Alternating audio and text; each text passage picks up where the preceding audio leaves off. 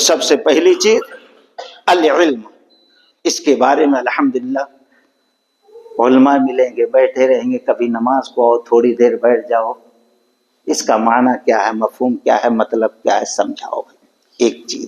اور دوسرے اس کی شرط یہ الیقین، اس کا اور الیقین، یقین کی ضد کیا ہے؟ شک، شبہ۔ تو جو ہم کلمہ پڑھیں لا الہ، کوئی معبود نہیں، مان کوئی ایسی ذات نہیں ہے جس کی عبادت کی جائے الا اللہ، مگر ایسی ذات ہے تو صرف اور صرف رب العالمین کے، اس کے علاوہ کوئی نہیں۔ یہ ایک دم یقین ہو، اس میں ذرہ برابر ماحول، موسم، لوگوں کو دیکھ کر، تعداد کو دیکھ کر شک نہیں ہونا چاہیے، خوب اچھی طریقے سے علم، الیقین، ایک دم یقین ہو پختہ۔ قرآن سورہ حجرات پڑھیے، رب العالمین نے فرمایا انما المؤمنون الذين آمنوا بالله ورسوله ثم لم يرتابوا وجاهدوا بأموالهم وأنفسهم في سبيل الله أولئك هم الصادقون۔ انما المؤمنون الذين آمنوا بالله ورسوله، جو لوگ ایمان لائے اللہ و رسول پر، ایسے مومن جب ایمان لا لیے ثم لم يرتابوا، کلمے میں کیا؟ اشہد ان لا الہ الا اللہ، ہم اس بات کی گواہی دیتے ہیں کہ اللہ کے سوا کوئی عبادت کے لائق ہی نہیں۔ جب اس بات کی گواہی دے دیے کہ اب صرف ایک ہی راستہ ہے دنیا اور آخرت میں نجات کا، عبادت ہو رب کی اور طریقہ ہو محمد الرسول اللہ صلی اللہ علیہ وسلم، کلمے میں یہی چیز بتائی گئی ہے، اس میں ذرہ برابر، اللہ خود کہتا ہے ثم لم یرتابوا، ذرہ برابر بھی شک شبہ نہیں کرتے۔ پھر اس کے بعد جب شک شبہ نہیں کرتے وجاہدوا باموالہم وانفسہم، اتنا پختہ ان کو یقین رہتا ہے، اس کے لیے اپنی جان اور مال کو قربان کرنے کے لیے تیار ہو جاتے ہیں، نہ جان اپنی دینے سے وہ پیچھے ہٹتے ہیں اور نہ مال خرچ کرنے سے اپنے پیچھے، وجاہدوا باموالہم وانفسہم فی سبیل اللہ، اللہ کے راستے میں، اولئک ھم الصادقون، حقیقت میں یہی لوگ سچے ہیں، ان کا یقین صحیح ہے، یہ درست ہے۔ اللہ تبارک و تعالی اس بات کی گواہی دیتا ہے۔ تو دوستو الیقین، پختہ یقین، جیسے زبان سے پڑھتے ہیں دل کے گہرائی میں بھی یہی چیز مضبوطی سے جمی ہو۔ الف لام میم احسب الناس ان یترکوا ان یقولوا آمنا وهم لا یفتنون۔ نمبر 3 الصدق، جب ہم کلمہ پڑھ رہے ہیں جیسے زبان سے ادا ہو رہا ہے لا الہ الا اللہ، دل کے گہرائی میں بھی ویسے ہو اور پھر عمل بھی ہو۔ آج ہم دیکھتے ہیں نماز میں 1000 بار ایاک نعبد و ایاک نستعین، اے اللہ ہم تیری ہی عبادت کرتے ہیں اور تجھ سے ہی مدد چاہتے ہیں، پھر مسلمان کی پیشانی کہاں کہاں ٹکتی ہے دوستو، کہاں کہاں سجدے ہوتے، کہاں کہاں سر جھکتا ہے، کہاں کہاں طواف، کہاں کہاں ہاتھ پھیلتا ہے، کہاں کہاں دامن پھیلتا ہے، کہاں کہاں سے امیدیں رکھی جاتی ہیں دوستو۔ کیا ہم سچے ہیں؟ غور کا مقام ہے دوستو۔ الصدق، ہم اپنے کلمے میں جیسے زبان سے کہہ رہے ہیں ویسا عمل بھی ہو اور دل کی گہرائی میں بھی وہ چیز ہو۔ اللہ کے رسول صلی اللہ علیہ وسلم بیٹھے ہوئے ہیں، کعبۃ اللہ کی دیوار سے ٹیک لگا کر، چادر ہے آپ کی، حضرت خباب بن ارت رضی اللہ تعالی عنہ آتے، کتنا ظلم ہوا تھا ان کے اوپر، کتنی تکلیفیں دی گئی تھی، آگ جلائی جاتی، انگارہ بن جاتا، دہکنے لگتی، ان کا کپڑا اتار کر اس پر لٹا دیا جاتا تھا دوستو، یہاں تک کہ چمڑا جل جاتا، خون سے، پیپ سے وہ انگارے بجھ جاتے تھے۔ دور حکومت عمر رضی اللہ تعالیٰ دیکھا، ایک مرتبہ کہا جو زمانے جاہلیت میں اسلام لانے کے بعد تمہارے اوپر ظلم ہوا تھا ذرا وہ بتاؤ، تو چادر ہٹا دیے، جیسے اسٹیل چمکتی رہتی ہے ویسے ان کے پیٹ کی ہڈیاں نظر آتی تھی دوستو، اتنا ظلم، اتنا ظلم ہوا، اتنا ستم ہوا، اللہ کی قسم آئے اللہ کے رسول صلی اللہ علیہ وسلم اب اللہ سے بد دعا کر دیجیے، آپ بہت زیادہ ظلم ہو رہا ہے، اب برداشت نہیں ہو رہا ہے۔ اللہ کے نبی صلی اللہ علیہ وسلم نے کہا ابھی بس تھک گئے، ابھی تو وہ وقت نہیں آیا کہ تم سے پہلے جو توحید کو قبول کیے، ایمان کو قبول کیے، اللہ کی قسم ایک شخص کو لایا جاتا تھا، باندھ دیا جاتا تھا، اور جیسے لکڑی چیرنے کا آرا ہوتا ہے بیچوں بیچ چیڑا جاتا ہے، دو چکلے بن جاتے ہیں، ایسے یہاں سے کھینچنا شروع کر دیتے دو لوگ تو جسم کے دو ٹکڑے ہوتے تھے۔ وہ وقت تو نہیں آیا تمہارے اوپر، باندھ دیا جاتا تھا لوہے کی کنگھی، یہاں سے یہ ایمان سے ہٹ جائے، پھر باپ دادا کے دین پہ آئے، یوں کھینچا جاتا تھا تو چمڑے ہڈیاں بھی چھلتے ہوئے گوشت نیچے تک، لیکن پھر بھی وہ توحید سے ایمان سے نہیں ہٹے۔ ابھی اتنا جلدی تم بس کر دیے؟ اللہ تبارک و تعالی نے فرمایا احسب الناس ان يتركوا ان يقولوا آمنا وهم لا يفتنون وَلَقَدْ فَتَنَّ الَّذِينَ مِن قَبْلِهِمْ فَلَا يَعْلَمَنَّ اللَّهُ الَّذِينَ صَدَقُوا وَلَا يَعْلَمَنَّ الْكَاذِبِينَ۔ کیا تم نے یہ سمجھ لیا، دعویٰ کر دو، کہہ دو کہ ہم مسلمان ہیں، ایمان والے ہیں، دنیا والے قبول کر لیں گے، دنیا کے رجسٹروں میں آ جائے گا، حکومت مان لے گی، لیکن رب العالمین نہیں مانے گا، نہیں مانے گا۔ احسب الناس ان يتركوا ان يقولوا آمنا وهم لا يفتنون، ایسا ہو ہی نہیں سکتا۔ تم ایمان لاؤ اور تمہاری آزمائش نہ ہو، سارے انبیاء اور رسول کی ہوئی، کوئی آزمائش سے بچا نہیں۔ اللہ تعالیٰ کہہ رہا وَلَقَدْ فَتَنَّ الَّذِينَ مِن قَبْلِهِمْ فَلَيَعْلَمَنَّ اللَّهُ الَّذِينَ صَدَقُوا، تم سے پہلے بھی جو آئے، ایمان کا دعویٰ کیے، توحید کا دعویٰ کیے، تو ہم نے ان کی بھی آزمائش کی، کون سچا ہے اور کون جھوٹا ہے، زبان سے پڑھ دیا، دیکھیں دل کی گہرائی میں یہ اترا ہے نہیں اترا ہے، یا کہ یہ جھوٹا ہے۔ یعلمن اللہ الذین صدقوا ولا یعلمن الکاذبین، تو آزمائش ہے تو ایمان کے ساتھ لگی ہیں دوست، اس وقت معلوم ہوتا حقیقت میں کون کلمے میں سچا ہے اور کون جھوٹا ہے۔ تو تیسری چیز، تیسری شرط الصدق، ہم اپنے کلمے میں سچے ہوں، جیسے زبان سے کہہ رہے ویسے عمل بھی ہو، اور ویسا دل کے گہرائی میں یہ ایمان مضبوطی سے جمع بھی ہو۔ نمبر 4 الاخلاص، ہم اپنے کلمے میں خالص ہوں، پیور ہوں، مخلص ہوں، اس کلمے میں دل کے گہرائی سے قبول کریں۔ وما امروا الا ليعبدوا الله مخلصين له الدين، اور تمہیں اس کے علاوہ کچھ بھی حکم نہیں دیا گیا کہ اپنے دین کو پیور رکھو، خالص رکھو، خالص اللہ تعالیٰ کی عبادت کرو۔ امام بخاری رحمت اللہ علیہ بخاری شریف کے اندر نقل کرتے ہیں، راوی حافظ الحدیث ابو ہریرہ رضی اللہ تعالیٰ عنہ، اللہ کے نبی صلی اللہ علیہ وسلم بیٹھے ہیں، سوال کرتے من اسعد الناس بشفاعتک یوم القیامہ، اے اللہ کے نبی صلی اللہ علیہ وسلم سب سے زیادہ قیامت کے دن آپ کی شفاعت کا مستحق کون ہوگا، کن کی آپ شفاعت کریں گے؟ من اسعد الناس بشفاعتک یوم القیامہ۔ آپ صلی اللہ علیہ وسلم مسکرا دیے۔ ابو ہریرہ رضی اللہ عنہ کہا کہ اللہ کے نبی میں نے سوال کیا، آپ مسکرا رہے ہیں، وجہ کیا؟ آپ نے فرمایا ابو ہریرہ میں جانتا تھا یہ سوال تم کرو گے پہلے۔ کہا کیسے؟ کہا میں جانتا ہوں علم دین حاصل کرنے میں تم بڑے حریص ہو، بڑے لالچی ہو، ہمیشہ تم علم کی تحقیق کرتے ہو، تلاش کرتے رہتے ہو، لوگوں سے سیکھتے رہتے ہو، ہماری محفل میں ہمیشہ بیٹھے رہتے ہو، بھوک پیاس سے تڑپتے رہتے ہو، پھر بھی محفل چھوڑتے نہیں تم، اس لیے مجھے یقین تھا ایک نہ ایک دن تم یہ سوال ضرور کرتے ہوئے۔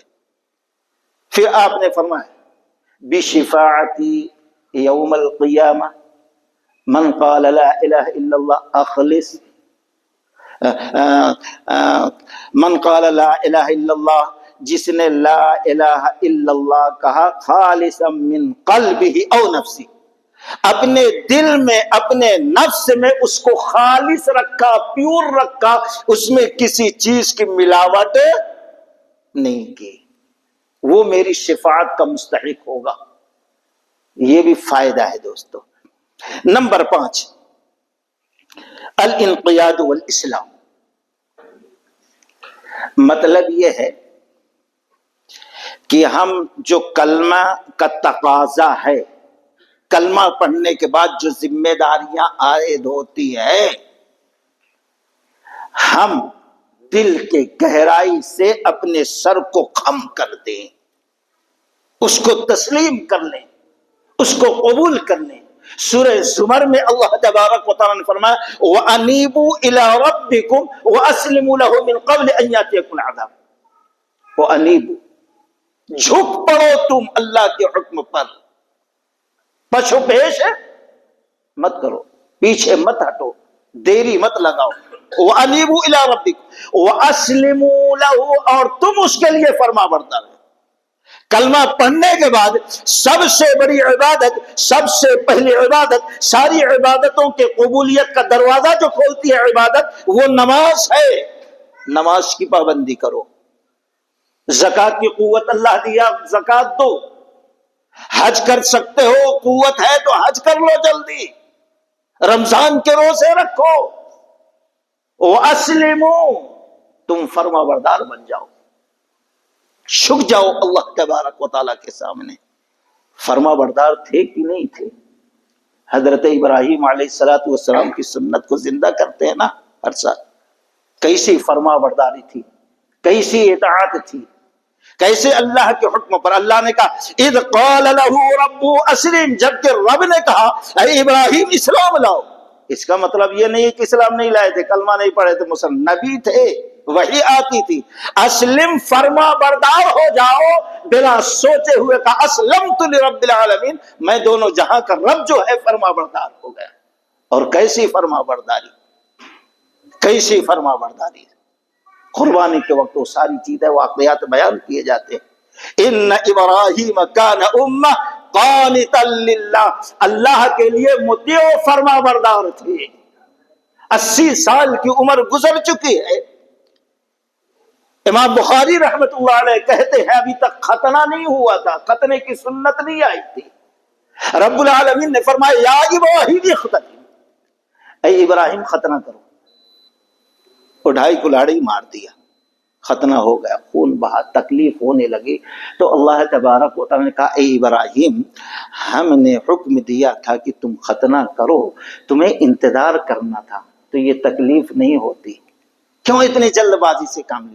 کہا اے رب العالمین، آپ کا حکم آئے، مجھے یہ گوارا نہیں تھا کہ اس حکم کو پورا کرنے میں ابراہیم علیہ السلام تھوڑی تاخیر کر دیں. یہ ہے وہ انیبو، اس کو کہتے ہیں الانقیاد والاسلام. یہ کلمے کی شرط ہے دوستو.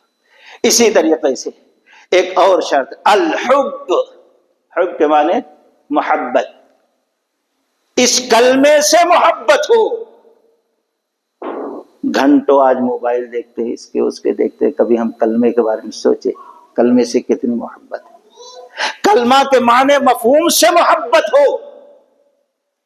کلمہ پڑھنے کے بعد جو تقاضے ہیں اس سے محبت ہو. سب سے زیادہ اللہ سے محبت ہو، سب سے زیادہ رسول اللہ صلی اللہ علیہ وسلم سے محبت ہو. جو کلمہ ہے اس سے محبت ہو. کلمہ کے خلاف جو چیز ہے اس سے نفرت ہو. کلمہ پڑھنے والوں سے محبت ہو. یہ ہے الحب، کلمے کا تقاضا دوستو. یہ ہے شرط ہے. رب العالمین فرما رہا ہے سورہ بقرہ میں وَمِنَ النَّاسِ مَن يَتَّخِذُ مِن دُونِ اللَّهِ أَندَادًا يُحِبُّونَهُمْ كَحُبِّ اللَّهِ. یہ مشرک جو ہے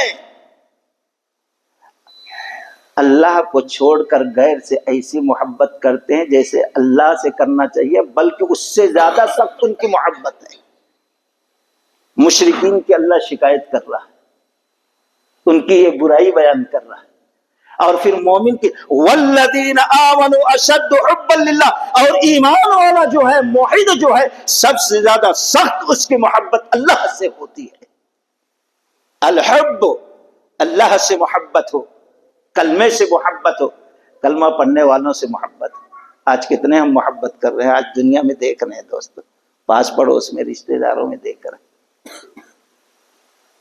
اگر آج ہم کلمے کو سمجھے ہوتے، کلمہ کے معنی مفہوم کو سمجھتے، کلمے کے شرائط کو سمجھتے، تو آج دنیا کا یہ انداز نہیں ہوتا دوستو۔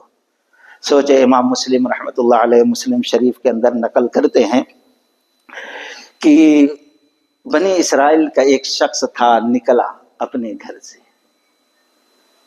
پتھریلی راستہ تھا، پہاڑوں سے چلا جا رہا ہے، اچانک ایک شخص سامنے آیا، الیک سلے کہاں جا رہے؟ وہ سامنے جو بستی جا رہے۔ کیوں؟ کوئی رشتہ دار ہے تمہارا، بیٹی ہے، داماد ہے، کوئی بھائی ہے کیا؟ نہیں۔ کسی سے کاروباری معاملہ ہے؟ نہیں۔ کوئی قرضہ دینا ہے، لینا ہے؟ نہیں۔ بھئی کوئی رشتہ دار بھی نہیں ہے، کسی سے کوئی معاملہ بھی نہیں، پھر اس دوپہر میں کہاں جا رہے ہو پیدل؟ کہا کچھ نہیں، بس ہمارا ایک مومن بھائی ہے، اللہ اکبر، مومن بھائی ہے، کئی دنوں سے کچھ حال چال نہیں ملے، جا رہا ہوں، میں اس سے مل کے اس کے حالات معلوم کروں گا کیسا ہے کہیں۔ تو اس شخص نے کہا دیکھو میں کوئی انسان نہیں ہوں، جب تم یہ ارادہ کر کے اللہ کی قسم اپنے گھر سے نکلے کہ اپنے مومن بھائی سے جا کر ملاقات کرو گے، خیر خیریت معلوم کرو گے، تو رب العالمین نے مجھے آسمان پر حکم دیا کہ جاؤ اس میرے بندے کو یہ خوشخبری، وہ اپنے مومن بھائی سے جتنی محبت کرتا ہے اس سے کئی گنا زیادہ اللہ اس سے محبت کرتا ہے، کیونکہ کسی انسان سے وہ محبت کر رہا ہے تو صرف اللہ کے لیے کلمہ کی وجہ سے، ایمان کی وجہ سے محبت کر رہا ہے۔ کہاں یہ چیزیں ہیں؟ آج کلمہ کی شرطوں کو ہم نے سمجھا نہیں دوستو۔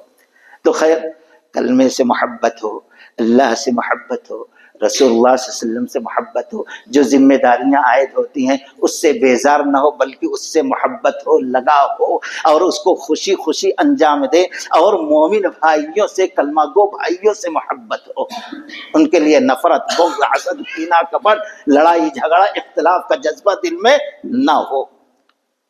نمبر 7، الطاغوت۔ طاغوت کس کو کہتے ہیں؟ اللہ کے علاوہ جس کی بھی عبادت کی جاتی ہے وہ طاغوت ہے، جس سے امیدیں باندھی جاتی ہیں، جس پر توکل کیا جاتا ہے، جس پر بھروسہ کیا جاتا ہے، وہ ہے طاغوت۔ طاغوت والے سرکشی، حد سے تجاوز کرنا۔ آپ کلمے میں پڑھیں گے لا الہ، کوئی نہیں الا اللہ مگر اللہ۔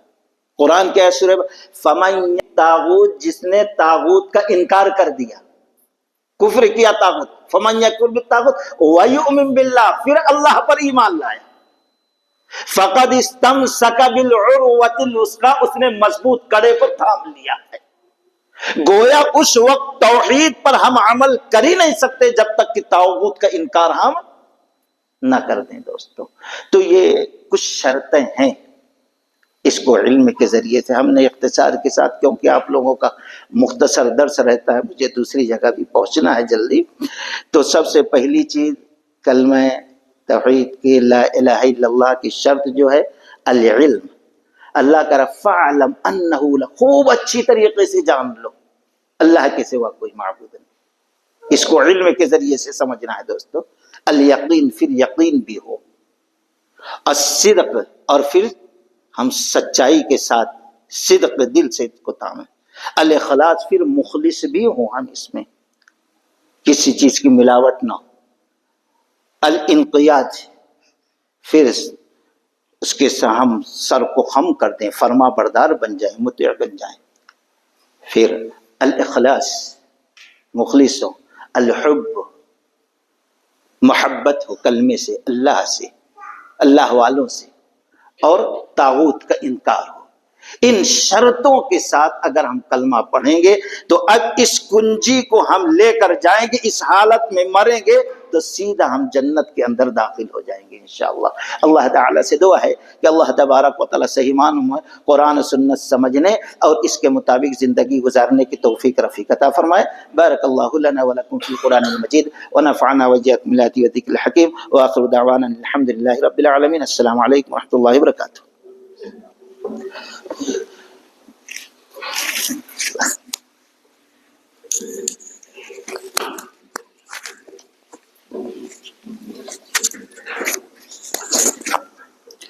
جزاک اللہ خیر. یہ تھے مولانا عبید اللہ فیضی صاحب.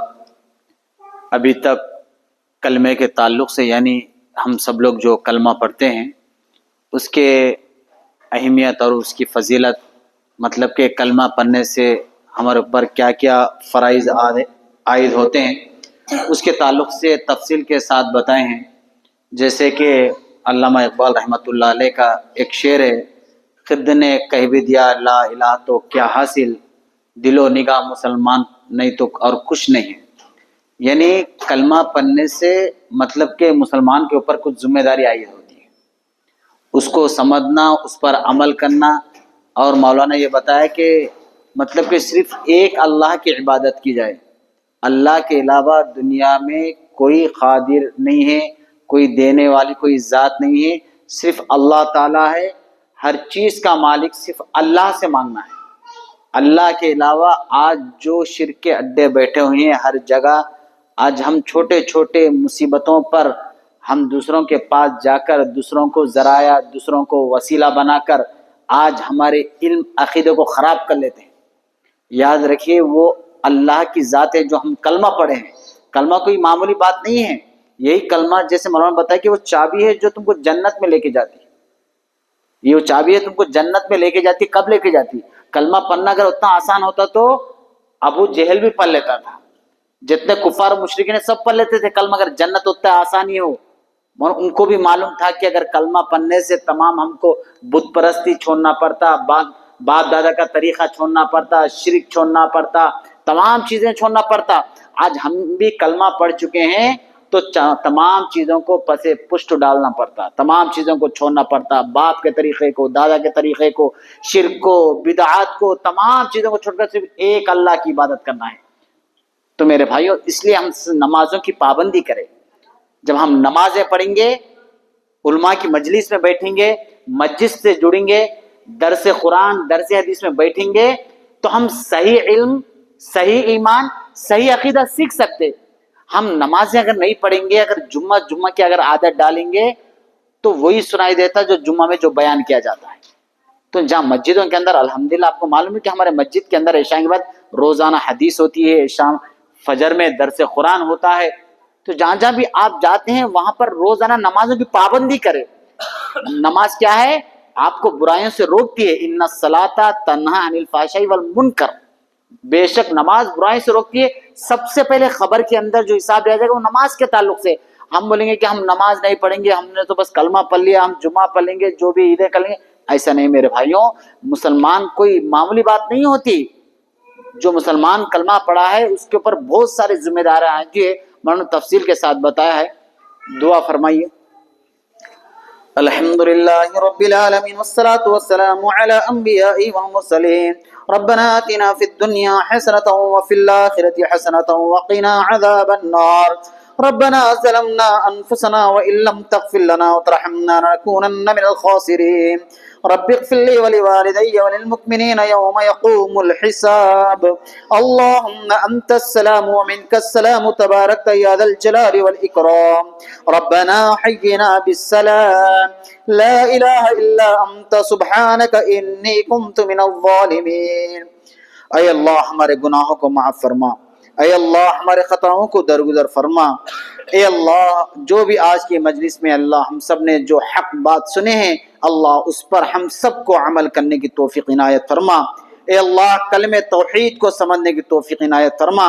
اے اللہ کلمہ لا الہ الا اللہ محمد رسول اللہ کو سمجھنے کی توفیق عنایت فرما. اے اللہ اس کے معنی مفہوم کو اے اللہ صحیح دل و نگاہ سے سمجھنے کی توفیق عنایت فرما. اے اللہ ہم کو ساری امت کو اے اللہ شرک و بدعات سے اللہ حفاظت فرما. اے اللہ ہم سب کو نمازوں کی پابندی کرنے کی توفیق عنایت فرما. اے اللہ گھر کے خواتین کو بھی اللہ نمازوں کی پابندی کرنے کی توفیق عنایت فرما. اے اللہ نوجوانوں کو، بچوں کو بھی نمازوں کی پابندی کرنے کی توفیق عنایت فرما. اے اللہ ہم سب کو روزانہ قرآن کی تلاوت کرنے کی توفیق عنایت فرما. قرآن کو ترجمے کے ساتھ پڑھنے کی توفیق عنایت فرما. قرآن کو سمجھنے کی توفیق عنایت فرما. اے اللہ جو ہم یہاں پر جو مجلس میں بیٹھے ہیں اے اللہ ہم سب کی تو مغفرت فرما. اے اللہ ہم سب کی تو مغفرت فرما. اے اللہ ہمارے صغیرہ گناہوں کو معاف فرما. اے اللہ خالص تجھی سے مانگنے کی توفیق عنایت فرما. اے اللہ اور کسی کے در پہ ہاتھ پھیلانے سے ماتھا ٹیکنے سے ساری امت کی اللہ تو حفاظت فرما. اے اللہ جو بھی ہم سے پہلے تیرے دربار میں پہنچ چکے ہیں اے اللہ ہمارے رشتہ دار ہو باپ دادا جو بھی پہنچے اے اللہ ان تمام مرحومین کی اللہ تو مغفرت فرما.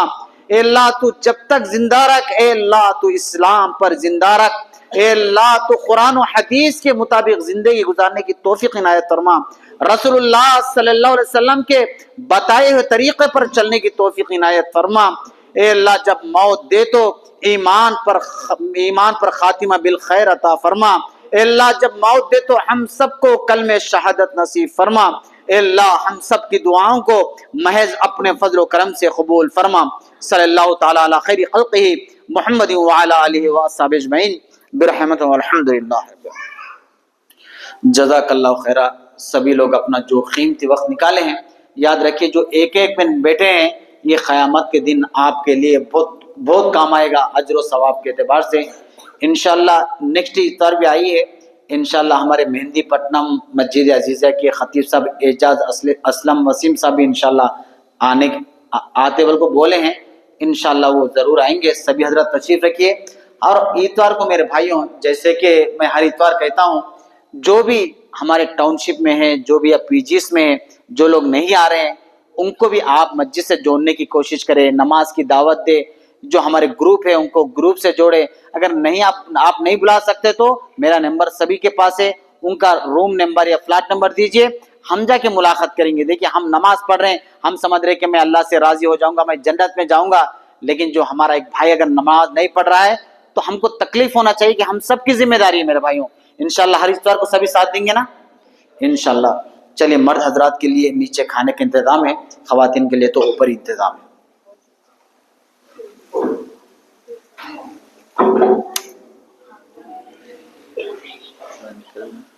آپ کو 8:45 کو پہنچنا ہے 45 منٹ میں پہنچ کھانا 5 منٹ میں کھا لیجیے. آپ کو میں بک کر دیتا ہوں بک کرتا آپ کھانا کھا لیجیے. ہمارے کریم بھائی یہ جتنے لوگ ہیں سب کمپنی میں ورک کرنے والے ہیں جتنے لوگ ماشاءاللہ